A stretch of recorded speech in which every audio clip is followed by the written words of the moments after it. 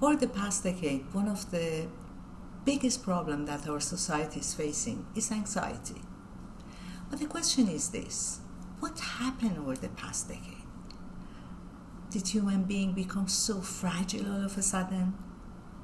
Anxiety, as a matter of fact, is one of the oldest tools that we use to survive, long before we built cities, smartphone, worried about mortgages, unanswered email, or difficult conversation. We use this tool to stay alive. For millions of years, some danger appears, our body reacted. You either fought, ran away, stay still until the danger had passed. So if we survived, our nervous system settled down again. And this system remarkably worked well for millions of years.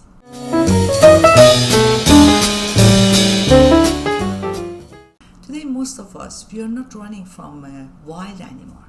Instead, we are surrounded by notification, financial decision, uncertainty, deadlines, social comparison, and endless information.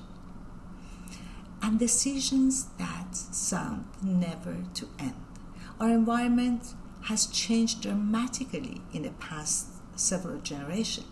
However, our nervous system is still doing the same job, trying to keep us safe and alive.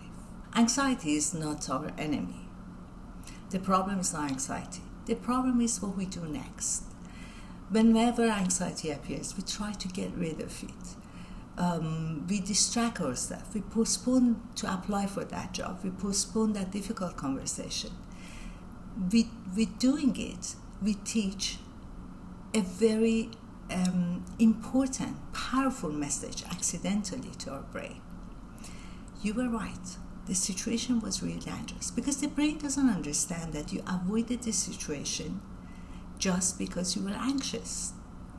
It only understands and learns that you escaped the situation using the three tools that for millions of years you used to survive. Little by little, anxiety doesn't only change the way that you feel, but it also changes the way that you live. That's why the goal isn't to get rid of anxiety, but the goal is to stop letting the anxiety to decide for you. How we are going to break this cycle? Simple answer is by changing the way that we respond to it. The first step is to pause and regulate. Unless you're really facing a tiger, or someone decided that your nose is a good target.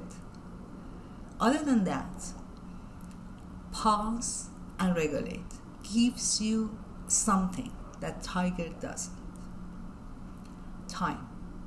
A calm nervous system usually reacts and decides much better than an alarm one. So pause, settle down, and ask yourself, what am I actually reacting to? Is it really situation, or is a fear of failing, fear of being rejected, or a fear of confronting some problem? Feelings are real, but they are not necessarily instructions. If the goal is not eliminate anxiety, what should we do? The moment we treat anxiety as an enemy, we created two problems instead of one. One is anxiety itself, another is to struggle against it. Anxiety is a normal reaction of our nervous system. We don't need to defeat it. We must listen to it, pause, listen, and understand what anxiety is trying to tell us. The second step is to teach your brain that you're capable, because the brain learns much more from experience than reassurance. You can repeat, everything will be fine. You can be positive constantly, but if you keep avoiding every situation, anxiety constantly come back, and your brain learns something. I escaped it means the situation is dangerous. Every time you move forward despite anxiety, you're giving your brain a piece of evidence that I can face difficult problem, difficult conversation, and survive it. That's how resilience and confidence grows. And finally, the goal is to not build a life around anxiety. When anxiety becomes center of every decision that you make, your life becomes much more smaller. Then that's when the chronic anxiety becomes so distractive. You postpone a decision. You decide to not respond to that call. You postpone a difficult conversation. You tell yourself next week, next month, and then one day you realize something. Anxiety is deciding every aspect of your life.